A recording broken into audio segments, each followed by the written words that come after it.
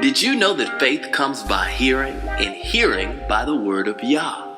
My goal is to bless you with the Word. Listen to it while you're driving. Listen to it while you're walking along the way. Listen to it when you lay down at night. Listen to the Word. Exodus chapter 6, verse 2 through chapter 9, verse 35. The Most High spoke to Moshe. He said to him, I am Yahweh. I appeared to Abraham, Yitzchak, and Yaakov as El Shaddai, although I did not make myself known to them by my name, Yod-Heh-Vah-Heh, Yahweh. Also with them I established my covenant to give them the land of Canaan, the land where they wandered about and lived as foreigners. Moreover, I have heard the groaning of the people of Israel, whom the Egyptians are keeping in slavery, and I have remembered my covenant. Therefore say to the people of Israel, I am Yahweh. I will free you from the forced labor of the Egyptians, rescue you from their oppression, and redeem you with an outstretched arm and with great judgments. I will take you as my people, and I will be your power. Then you will know that I am Yahweh your power, who freed you from the forced labor of the Egyptians. I will bring you into the land which I swore to give to Abraham, Yitzchak, and Yaakov. I will give it to you as your inheritance. I am Yahweh. Moshe said this to the people of Israel, but they wouldn't listen to him because they were so discouraged and their slavery was so cruel. Yahweh said to Moshe, Go in and tell Pharaoh, king of Egypt, to let the people of Israel leave his land. Moshe said to Yahweh, Look, the people of Israel haven't listened to me, so how will Pharaoh listen to me, poor speaker that I am? But Yahweh spoke to Moshe and Aharon and gave them orders concerning both the people of Israel and Pharaoh, king of Egypt, to bring the people of Israel out of the land of Egypt. These were the heads of their families. The sons of Reuben, the firstborn of Israel, were Hanach, Palu, Hetzron, and Carmi. These were the families of Reuben. The sons of Shimeon were Yemuel, Yamin, Ohad, Yakin, Zohar, and Shaul, the son of a Canaanite woman. These were the families of Shimeon. These are the names of the sons of Levi with their descendants: Gershon, Kahat, and Merari. Levi lived to be 137 years old. The sons of Gershon were Livni and Shimei with their families. The sons of Kahat were Amram, Yitzhar, Hebron, and Uzziel. Kahat lived to be 133 years old. The sons of Merari were Machlai and Mushai. These were the families of Levi with their descendants. Amram married Jochebed, his father's sister, and she bore him Aharon and Moshe. Amram lived to be 137 years old. The sons of Yitzhar were Korach, Nepheg, and Zikri. The sons of Uzziel were Mishael, Elzavan, and Sitrai. Aharon married Elisheva, daughter of Aminadab, and sister of Nachshon, and she bore him Nadav, Avihu, Eleazar, and Itamar. The sons of Korach were Asir, Elkanah, and Aviasaph. These were the Korchi families. Eleazar, the son of Aharon, married one of the daughters of Petuel, and she bore him Pinchas. These were the heads of the families of Levi, family by family. These are the Aharon and Moshe to whom Yahweh said, Bring the people of Israel out of the land of Egypt division by division, and who told Pharaoh, king of Egypt, to let the people of Israel leave Egypt. These are the same Moshe and Aharon. On the day when Yahweh spoke to Moshe in the land of Egypt, he said, I am Yahweh. Tell Pharaoh, king of Egypt, everything I say to you. Moshe answered Yahweh, Look, I'm such a poor speaker that Pharaoh won't listen to me. But Yahweh said to Moshe, I have put you in the place of the Most High to Pharaoh, and Aharon, your brother, will be your prophet. You are to say everything I order you, and Aharon, your brother, is to speak to Pharaoh and tell him to let the people of Israel leave his land. But I will make him hard-hearted. Even though I will increase my signs and wonders in the land of Egypt, Pharaoh will not listen to you. Then I will lay my hand on Egypt and bring my armies, my people, the sons of Israel, out of the land of Egypt with great acts of judgment. Then, when I stretch out my hand over Egypt and bring the people of Israel out from among them, the Egyptians will know that I am Yahweh." Moshe and Aharon did exactly what Yahweh ordered them to do. Moshe was 80 years old and Aharon 83 when they spoke to Pharaoh. Yahweh said to Moshe and Aharon, "When Pharaoh says to you, 'Perform a miracle,' tell Aharon to take his staff and throw it down in front of Pharaoh so that it can become a snake." Moshe and Aharon went into Pharaoh and did this as Yahweh had ordered. Aharon threw down his staff in front of Pharaoh and his servants, and it turned into a snake. But Pharaoh in turn called for the sages and sorcerers, and they too, the magicians of Egypt, did the same thing, making use of their secret arts. Each one threw his staff down and they turned into snakes, but Aharon's staff swallowed up theirs. Nevertheless, Pharaoh was made hard-hearted, and he didn't listen to them as Yahweh had said would happen. Yahweh said to Moshe, "Pharaoh is stubborn. He refuses to let the people go. Go to Pharaoh in the morning when he goes out to the water. Stand on the riverbank to confront him, taking in your hand the staff which was turned into a snake, and say to him, 'Yahweh, the power of the Hebrews, sent me to you to say, let my people go, so they can worship me in the desert. But until now you haven't listened. So Yahweh says, this will let you know that I am Yahweh. I will take the staff in my hand and strike the water in the river, and it will be turned into blood.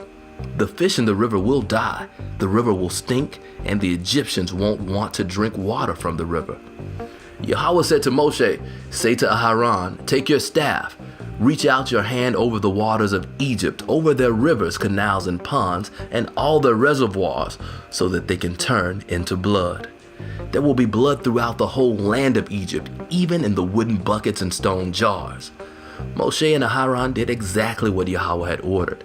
He raised the staff, and in the sight of Pharaoh and his servants, struck the water in the river, and all the water in the river was turned into blood. The fish in the river died, and the river stank so badly that the Egyptians couldn't drink its water. There was blood throughout all the land of Egypt. But the magicians of Egypt did the same with their secret arts, so that Pharaoh was made hard-hearted and didn't listen to them as Yahweh had said would happen. Pharaoh just turned and went back to his palace without taking any of this to heart. All the Egyptians dug around the river for water to drink because they couldn't drink the river water. 7 days after Yahweh had struck the river, Yahweh said to Moshe, "Go into Pharaoh and say to him, 'Here is what Yahweh says, let my people go so that they can worship me. If you refuse to let them go, I will strike all your territory with frogs. The river will swarm with frogs. They will go up, enter your palace, and go into your bedroom, onto your bed. They will enter the houses of your servants and your people and go into your ovens and kneading bowls. The frogs will climb all over you, your people, and your servants.'" Yahweh said to Moshe, "Say to Aharon, reach out your hand with your staff over the rivers, canals, and ponds, and cause frogs to come up onto the land of Egypt."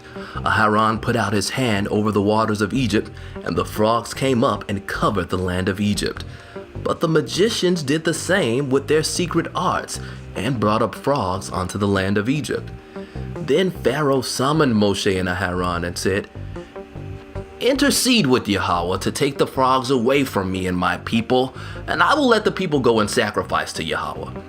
Moshe said to Pharaoh, "Not only that, but you can have the honor of naming the time when I will pray for you, your servants, and your people to be rid of the frogs, both yourselves and your homes, and that they stay only in the river."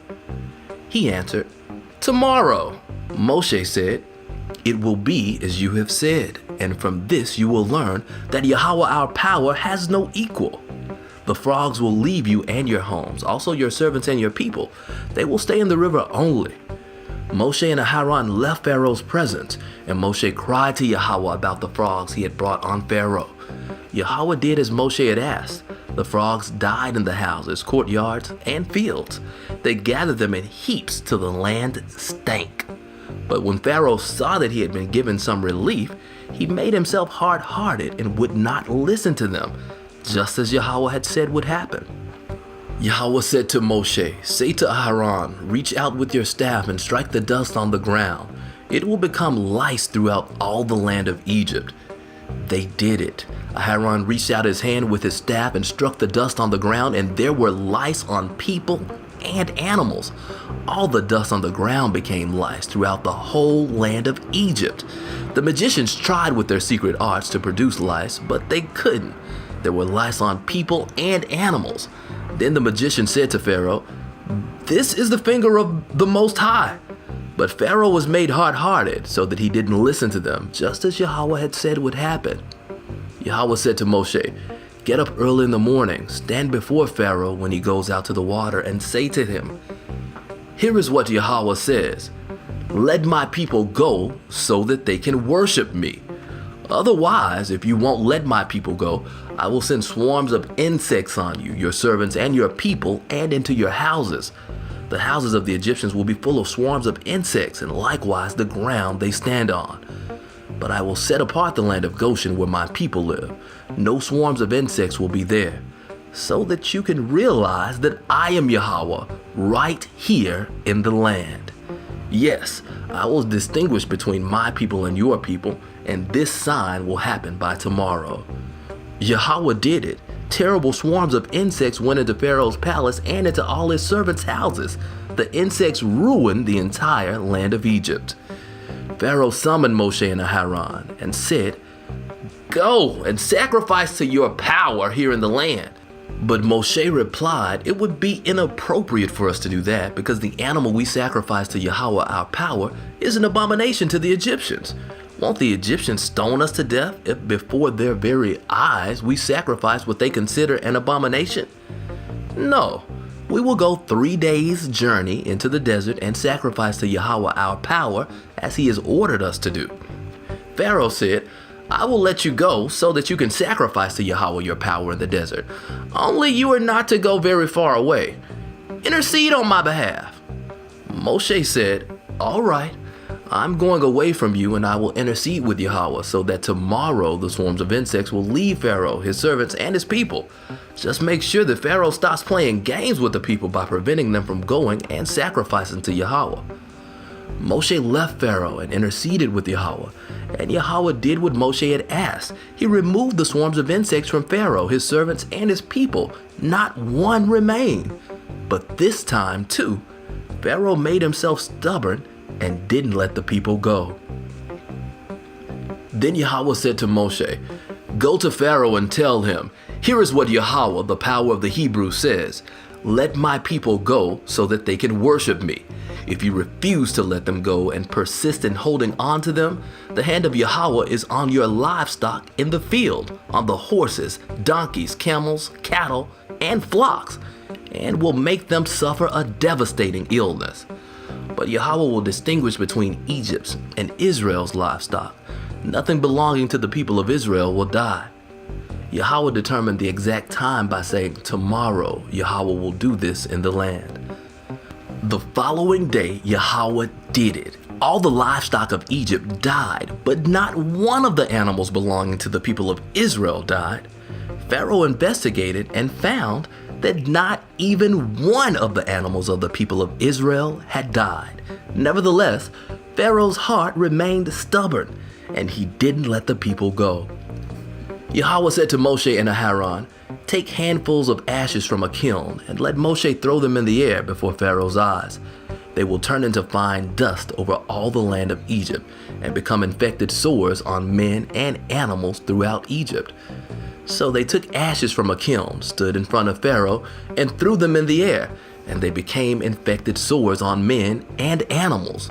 The magicians couldn't even stand in Moshe's presence because of the sores which were on them as well as on the other Egyptians. But Yahweh made Pharaoh hard-hearted so that he didn't listen to them, just as Yahweh had said to Moshe. Yahweh said to Moshe, "Get up early in the morning, stand before Pharaoh and say to him, 'Here is what Yahweh says. Let my people go so that they can worship me. For this time I will inflict my plagues on you, yourself, and on your officials and your people, so that you will realize that I am without equal in all the earth. By now, I could have stretched out my hand and struck you and your people with such severe plagues that you would have been wiped off the earth. But it is for this very reason that I have kept you alive, to show you my power, and so that my name may resound throughout the whole earth. Since you are still setting yourself up against my people and not letting them go, tomorrow about this time I will cause a hailstorm so heavy that Egypt has had nothing like it from the day it was founded until now. Therefore, send and hurry to bring indoors all your livestock and everything else you have in the field, for hail will fall on every human being and animal left in the field that hasn't been brought home, and they will die. Whoever among Pharaoh's servants feared what Yahweh had said had his slaves and livestock escape into the houses. But those who had no regard for what Yahweh had said left their slaves and livestock in the field. Yahweh said to Moshe, "Reach out your hand toward the sky so that there will be hail in all the land of Egypt, falling on people, animals, and everything growing in the field throughout the land of Egypt." Moshe reached out with his staff toward the sky, and Yahweh sent thunder and hail, and fire ran down to the earth. Yahweh caused it to hail on the land of Egypt. It hailed, and fire flashed up with the hail. It was terrible, worse than any hailstorm in all of Egypt since it became a nation. Throughout all the land of Egypt, the hail struck everything in the field, people and animals. And the hail struck every plant growing in the field and broke every tree there. But in the land of Goshen, where the people of Israel were, there was no hail. Pharaoh summoned Moshe and Aharon and said to them, "This time I have sinned. Yahweh is in the right. I and my people are in the wrong. Intercede with Yahweh. We can't take any more of this terrible thunder and hail, and I will let you go. You will stay no longer." Moshe said to him, "As soon as I have gone out of the city, I will spread out my hands to Yahweh. The thunder will end and there won't be any more hail, so that you can know that the earth belongs to Yahweh.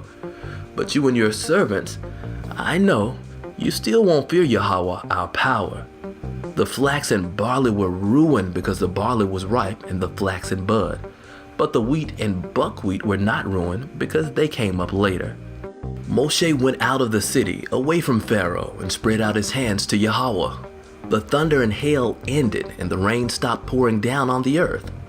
When Pharaoh saw that the rain, hail, and thunder had ended, he sinned still more by making himself hard-hearted, he and his servants. Pharaoh was made hard-hearted, and he didn't let the people of Israel go, just as Yahweh had said through Moshe.